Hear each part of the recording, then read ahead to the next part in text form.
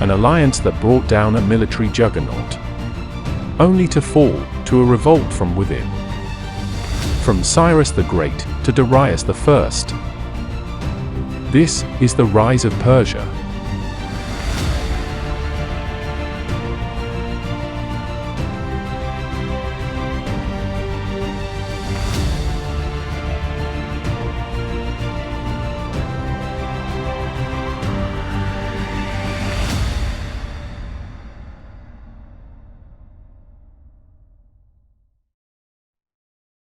The story of the Persians begins here, on the Iranian plateau. There could have been small agricultural settlements here since 4000 or 5000 BCE. Some would develop into Elam. We've discussed this ancient civilization in our last chapter. Elam's location kept it in close contact with the affairs of the ancient Near East, ultimately leading to its decline.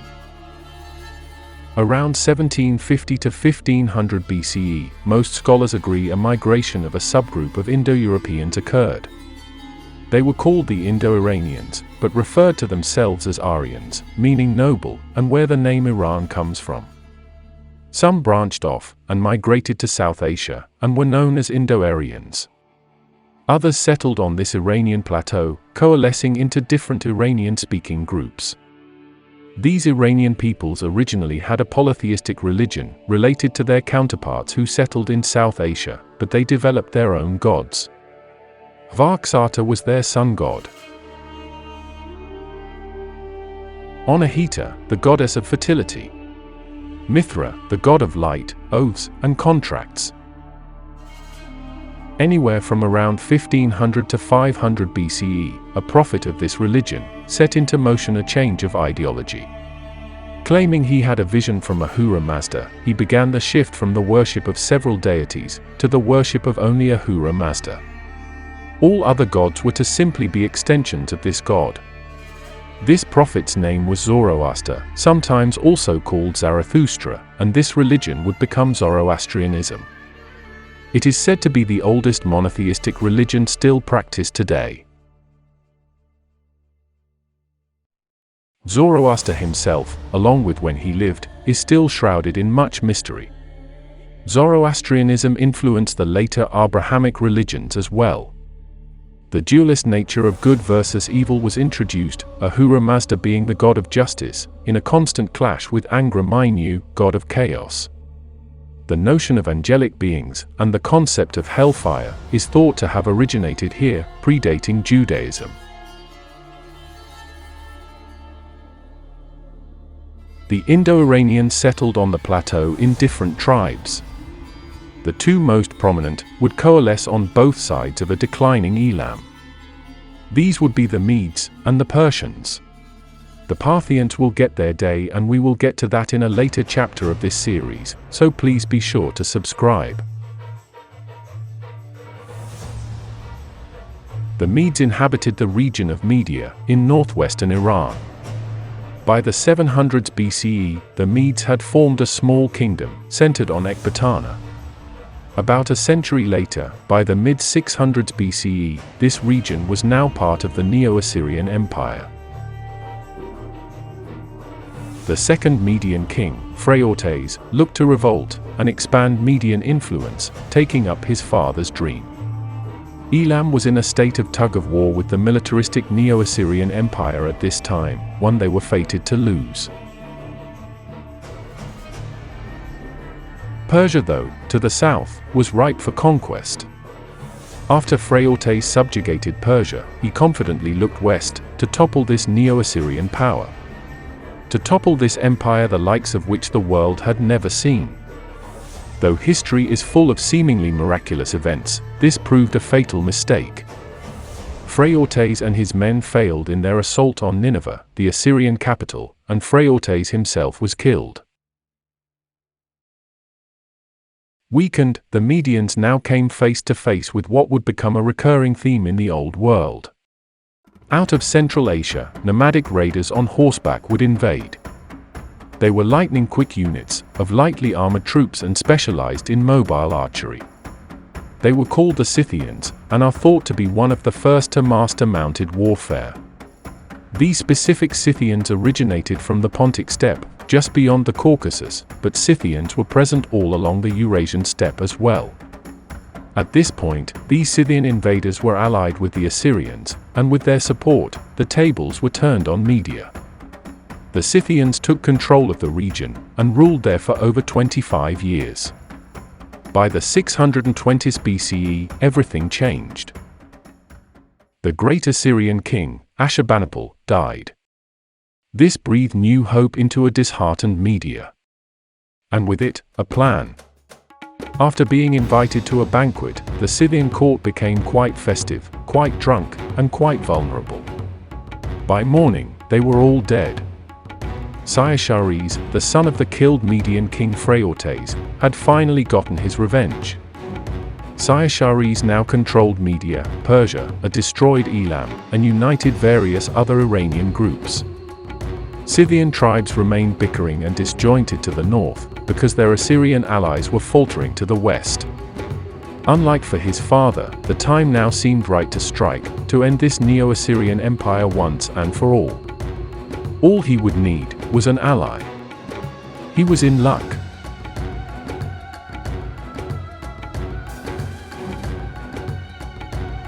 In the west, the Babylonians also took advantage of this weakened Assyrian Empire and revolted. Cyaxares joined forces with Babylon's new Chaldean king, Nabopolassar, and the Medes and Babylonians went on their campaign towards the Assyrian capital in 625 BCE. They took the religious center and old capital of Ashur, and pushed north. They laid siege to Nineveh, and by 612 BCE, the city fell and was sacked, and razed. Over the next few years, the Assyrian Empire was no more.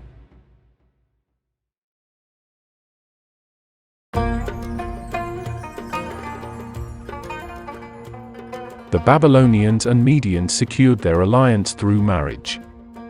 Nebuchadnezzar II married Cyaxares' daughter, securing the alliance. She was for whom he would build the Hanging Gardens of Babylon.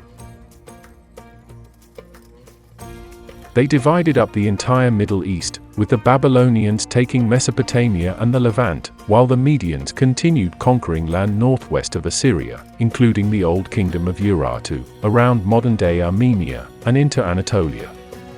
There, they were halted by the kingdom of Lydia, in what would be known as the Battle of the Eclipse. During the battle, the sun seemed to disappear. Both sides stopped fighting, and called it a draw.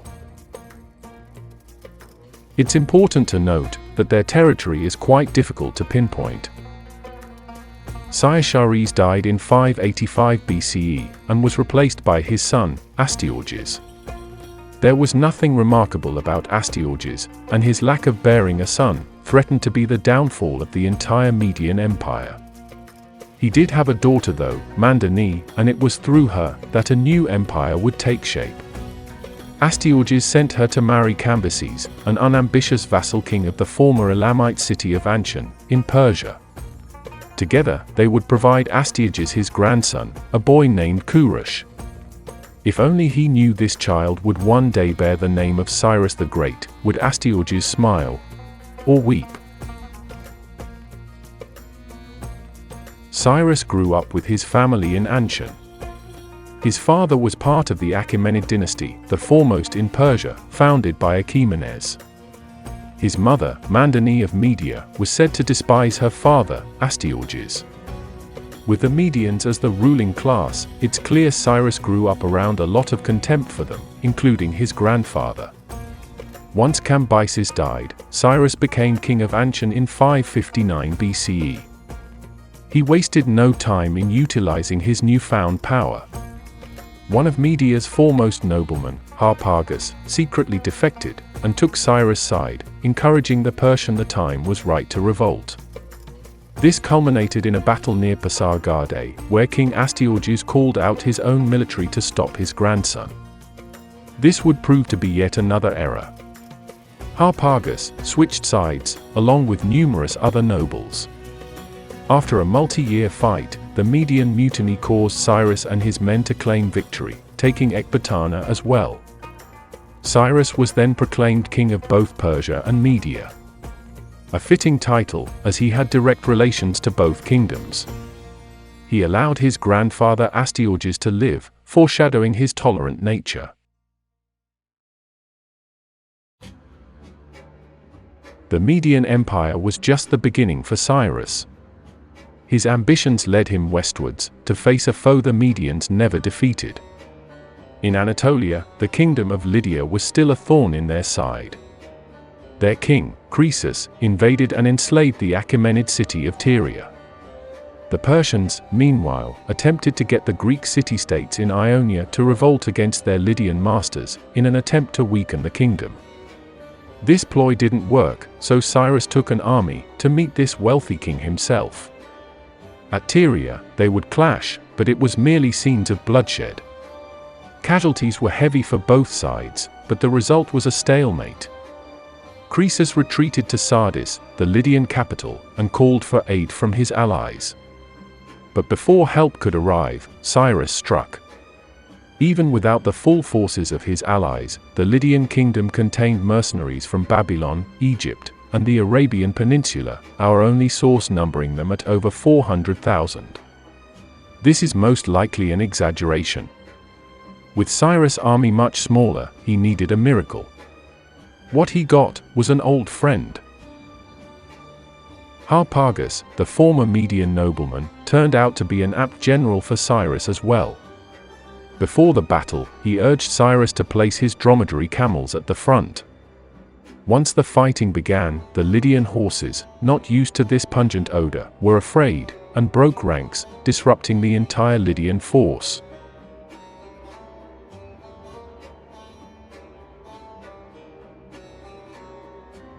This Battle of Timbra belonged to Cyrus.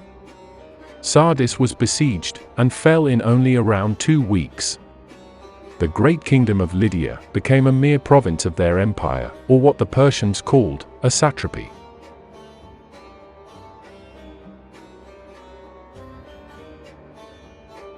The Near East was home to just 3 more major powers. The Egyptians were to the south, a weakened state, but full of riches and history. The Scythians, to the north, though not unified, could still become a threat at any moment. The biggest threat, though, was the Babylonians, who occupied most of the Near East. This was not the Babylon of Nabopolassar or Nebuchadnezzar. Their new king, Nabonidus, was a controversial figure, seen as weak and blasphemous for actions against Marduk. There would be constant tension between him and the priest class, and he would eventually self-exile from Babylon to rule from Tama, a desert city in Arabia. Cyrus would begin minor skirmishes on the eastern border of Babylonia, attempting to get to the capital. This caused Nabonidus to return and muster his army. These 2 great empires would then clash, at the Battle of Opis, in 539 BCE. Perhaps due to lack of leadership, or simply numbers, the Babylonians were routed. This was the last piece of resistance for Cyrus, but he still needed to take the capital of Babylon itself. Instead of laying siege to the fortified city, a plan that could take months, Cyrus and his men simply snuck inside and captured Nabonidus at his palace. There was no battle for Babylon, it fell without incident. Not only that, but Cyrus proclaimed himself the chosen one of Marduk.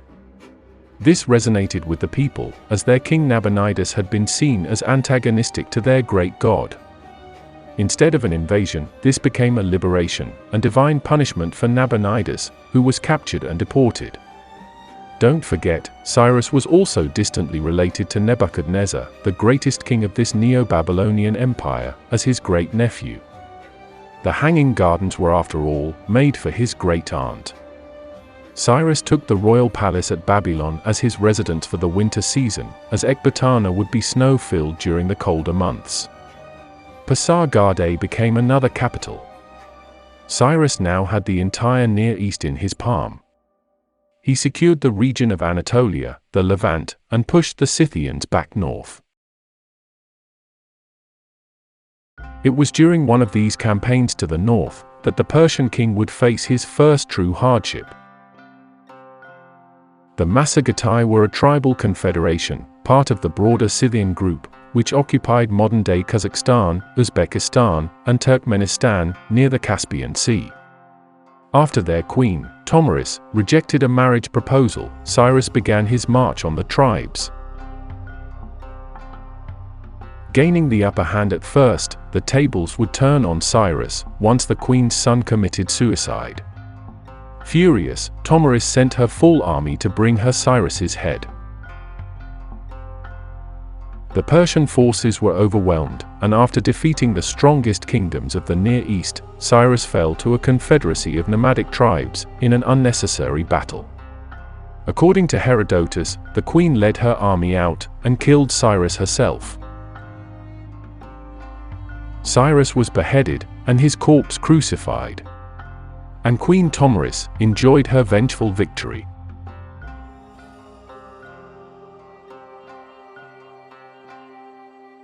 Though there are differing accounts of Cyrus's death, from Herodotus, Xenophon the Greek mercenary, and others, one thing remained certain. Cyrus was dead, and his legacy was talked about by historians for generations to come. Not only was the Achaemenid Empire the largest the world had seen, but this led them to encompass a wide variety of people and cultures. So instead of a militaristic occupation, for which the Neo-Assyrians were known, Cyrus and the Persians governed with respect and tolerance. This also led locals to voluntarily respect authority, instead of it being forced. Cyrus had already turned the Babylonians against their incompetent leader by embracing Marduk, but he was also viewed favorably by those in the Levant. With the Babylonians defeated, the Babylonian captivity of the Jews was over, and they would be able to return to Jerusalem. There, under a Persian-appointed governor, they would build the Second Temple in 516 BCE, after their first was destroyed by the Babylonians. The return from exile and construction of the temple was seen as a miraculous event, and Cyrus was viewed as anointed, or the Messiah, and is portrayed as such by Isaiah in the Bible. He is the only non-Jewish person to be given such a title. The Cyrus Cylinder, written in Akkadian, is thought to be the oldest declaration of human rights. Some scholars debate this though, claiming it is a generic declaration made by most rulers. Cyrus died with many titles: King of Babylon, King of the Four Corners of the World, and King of Kings. It was a legacy his son, Cambyses II, would strive to outperform. Just a few years after he was crowned, he looked to the greatest region his father did not conquer.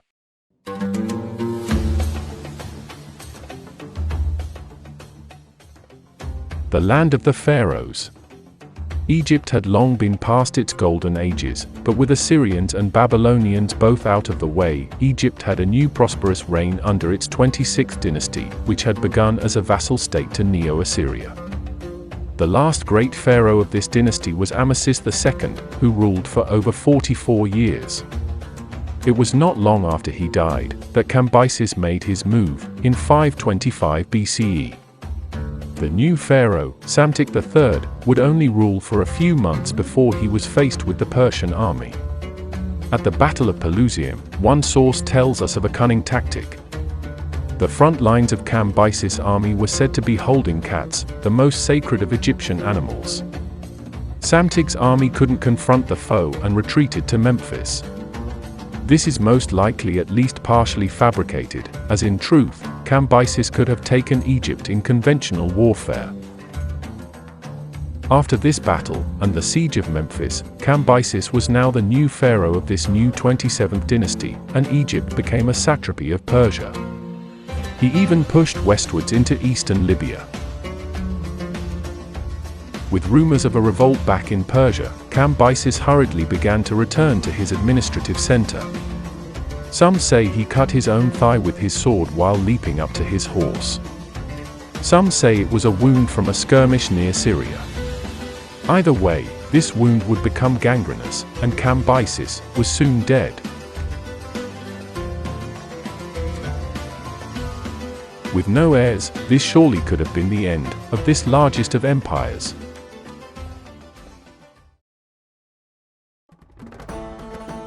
With the king dead, revolt sprung up all over the empire. The Persians needed a leader.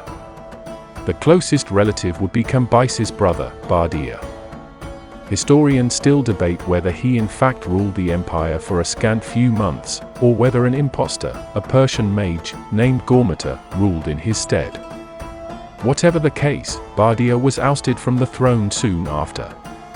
At the beginning of autumn, 522 BCE, 7 noblemen overthrew the king, and from amongst them, chose Darius to rule.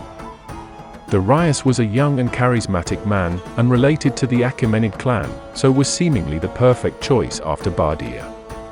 Darius was also one of Cambyses' aides, and his own father commanded a large contingent of the military. Because of numerous revolts, Darius didn't have the luxury of portraying himself as a liberator, as his predecessors had done. He used swift, brutal action to put down these rebellions. Instead of fortifying his armies as he traveled, amassing troops along the way, like Cyrus had done, Darius relied on a well-trained fighting force of Persians, Medes, and Elamites. They were an elite division of heavy infantry, and consisted of only the best military professionals. Always numbering exactly 10,000, they would be seen as always present, hence their name, the Immortals. In reality, when one died, they were immediately replaced, so as to give the illusion no soldier ever died. After subduing the revolts, Darius organized his territory into different administrative provinces, placing a satrap, or governor to oversee. Those who weren't loyal, or those who skipped sending tribute, were executed.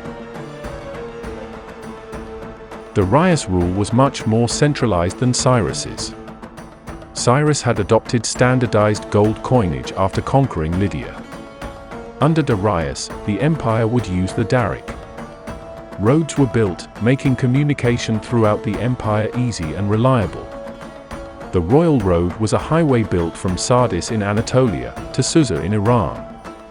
This allowed couriers to make a full trip in just over a week or two, when it would take around 90 days on foot. He developed a spy network that was able to bring him information in record time. Building projects were also commissioned in Egypt, Susa, and Persepolis, which Darius built into a ceremonial capital in 518 BCE. The city shared aspects from all over the empire.